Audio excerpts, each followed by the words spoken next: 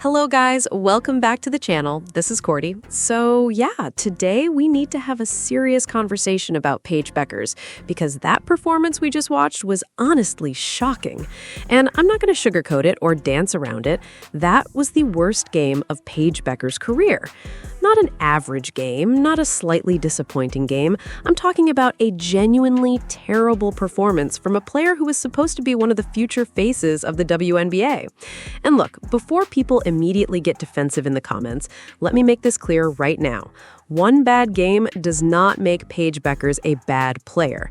She is still one of the most talented guards in basketball. She is still one of the most skilled scorers in the league. She still has unbelievable footwork, elite touch, incredible balance, and one of the deepest offensive bags we have seen from a young player in years. But with that being said, when you are praised at the level Paige Bueckers is praised, then performances like this deserve criticism. That's how basketball works. If you're going to get superstar praise, you also have to accept superstar criticism when things go badly. And tonight, things went badly. From the opening quarter, she just didn't look comfortable. The rhythm wasn't there, the confidence didn't look right, the aggression wasn't there, even the body language felt off. And then you combine that with the technical foul situation, and it felt like the entire night completely spiraled from there. Now, I will say this, that technical foul was unbelievably soft. I mean, seriously, what are we doing? Paige Bueckers gets bumped, reacts with frustration, claps her hands, and suddenly the refs decide to hand out a technical foul? It felt ridiculous. We've seen way more emotional reactions in games that don't get called at all. But at the same time, even though I thought the call was weak, I can't sit here and act like that was the reason she struggled. It wasn't. The reality is, Paige Bueckers simply did not play well. And honestly, the most frustrating part wasn't even the missed shots. Players miss shots. That happens. Caitlin Clark has bad shooting nights sometimes. Arike Ogunbowale has bad shooting nights sometimes. Sabrina Ionescu has bad shooting nights sometimes. Every elite guard has nights where the ball just doesn't fall. What bothered me was the hesitation. There were multiple possessions where Paige Bueckers had completely open looks and refused to take them. That's the problem. That's what stood out more than anything else. There was one sequence specifically that drove me crazy. Ryan Howard was defending her, and Ryan Howard had actually been doing a pretty solid defensive job throughout stretches of the game. But on this play, Ryan Howard backed off completely.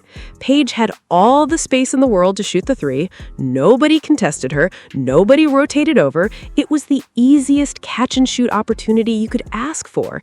And what does Paige Bueckers do? She pump fakes. Then she drives into traffic. Then she forces up a tougher mid-range attempt. That cannot happen. I do not care what the percentages say. I do not care about efficiency graphics. I do not care about shot charts if a player is actively refusing to take open shots that elite scorers are supposed to take every single time. And this is where I think people misunderstand the criticism surrounding Paige Bueckers sometimes. Nobody is saying she lacks talent. In fact, the criticism exists because people know how talented she is. I genuinely believe Paige Bueckers is one of the most naturally gifted scorers in the WNBA already. There are very few players who can score at all three levels the way she can. Her handle is elite, her footwork is elite, her touch around the basket is elite, her mid-range game is beautiful to watch when she's confident. But the passiveness becomes incredibly frustrating because it feels self-inflicted. People constantly defend it by saying, well, she takes fewer shots than Caitlin Clark. Okay, but again, whose decision is that? Nobody is physically stopping Paige Bueckers from shooting. She is passing up opportunities herself. If you are talented enough to dominate offensively, then eventually you have to start embracing that responsibility. And honestly, I think all the constant online conversations about efficiency have started affecting the way people evaluate her game. Every discussion about Paige becomes centered around percentages, efficiency, shot selection, true shooting percentage, and all these advanced numbers. And look, Efficiency matters. Of course it matters. But there comes a point where a superstar has to prioritize pressure and volume, too. Sometimes your team needs you to take over. Sometimes your team needs you to live with difficult shots because that's what great players do.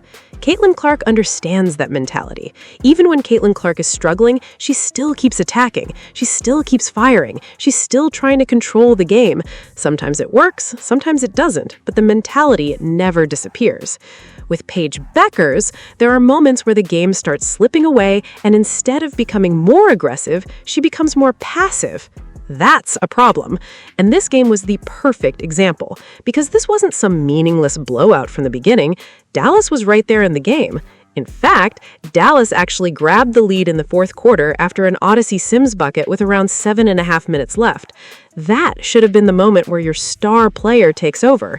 Instead, Atlanta responded immediately. Ryan Howard hit a bucket, Alicia Gray hit a bucket, Paige Bueckers missed 3, Alicia Gray scored again, Paige Bueckers missed again, and suddenly the momentum completely flipped. And honestly, another thing that stood out to me was the pace Paige Bueckers was playing with. Usually, when Paige is confident, she controls the tempo beautifully. She gets to her spots quickly, makes fast reads, and keeps defenders uncomfortable. But in this game, everything felt hesitant. It felt like she was overthinking every possession instead of reacting naturally. Now, to be fair, this loss was not entirely on Paige Bueckers. I want to make that clear.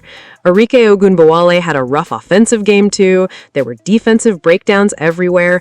Atlanta simply executed better late in the game. And honestly, Alicia Gray deserves credit because she was fantastic in the fourth quarter. Watching the replay back, I realized she was way more aggressive offensively than I initially thought while skimming through the game. But the bigger conversation here is about Paige Bueckers in clutch situations, because right now, there's a real discussion to be had about her late-game impact compared to her overall talent level. And again, this is not me calling Paige Bueckers a bad clutch player overall. There are plenty of players worse than her in late-game situations. But relative to how skilled she is, relative to the way people talk about her, relative to the expectations surrounding her, the drop-off is concerning. There are too many moments where Paige disappears late in games instead of taking control.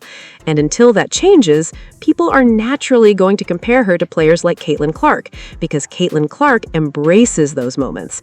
Even when Caitlin Clark is struggling, you still feel her presence late in games. You still feel the pressure she puts on defenses. You still feel the aggression. That killer mentality matters. And right now, I just don't consistently see that same mentality from Paige Bueckers during clutch moments. Again, skill-wise, Paige is unbelievable. Honestly, purely from a talent perspective, she might already be one of the 5 most gifted offensive players in the WNBA. I genuinely believe that. But basketball is not just about talent. Basketball is also about mentality, confidence, aggression, leadership, and the willingness to take over games when everything gets uncomfortable. That's the next step for Paige Bueckers, because until she proves she can consistently dominate in those high-pressure fourth-quarter moments, people are always going to hesitate before placing her above players who already do it regularly. Now, unfortunately for Paige, nights like this only make those conversations louder. Again, I'm not saying Paige Bueckers can't become one of the best players in the WNBA. She absolutely can. She has the talent to become an all-time great. But there's a difference between having superstar talent and consistently showing superstar mentality when the pressure rises. That's the area she still has to grow. More aggression, more confidence, more urgency, more willingness to live with mistakes, and most importantly, more willingness to take over games instead of fading out of them. Because tonight, when Dallas needed a star to step up, Paige Bueckers simply wasn't there. And that's the truth. Anyway, guys, let me know what you think in the comments below. Do you think people are being too harsh on Paige Bueckers? Or do you think the criticism is completely fair after a performance like this? Don't forget to like, subscribe, and turn on notifications for more WNBA content, and I'll see you guys in the next video.